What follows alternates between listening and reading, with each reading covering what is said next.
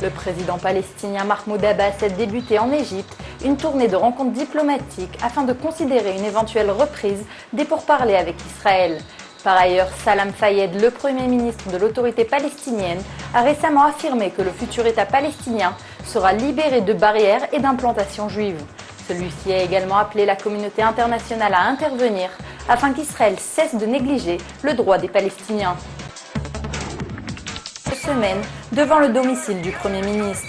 Ils protestent contre le gel de la construction dans les localités de Judée-Samarie et ont décrété dernièrement une grève générale de leurs services.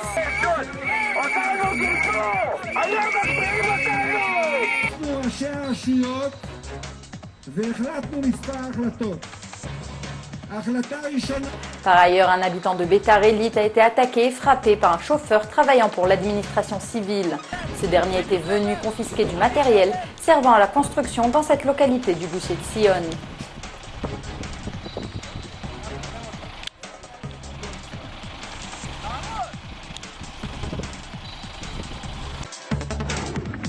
Les États-Unis ont récemment signé d'importants contrats d'armement avec plusieurs États arabes. Des responsables israéliens ont exprimé leurs préoccupations concernant la portée et le contenu de ces accords. En effet, il s'agit d'armes de pointe comme des missiles anti-navires et anti-chars, ainsi que des bombes pouvant atteindre des bunkers. Ces armes sont destinées entre autres à l'Égypte, l'Arabie Saoudite, la Jordanie et les Émirats Arabes Unis, dans le but de renforcer ces États face à l'Iran. Le mouvement Viva Palestina a reçu l'accord des autorités égyptiennes afin de faire entrer à Gaza plusieurs tonnes de matériel humanitaire. 528 activistes de 17 pays différents ont accosté au port El Arish en Égypte à bord d'un navire transportant 150 véhicules remplis de nourriture ainsi que de matériel médical. Les militants de ce mouvement pro-palestinien entreront prochainement à Gaza par le passage de Rafah.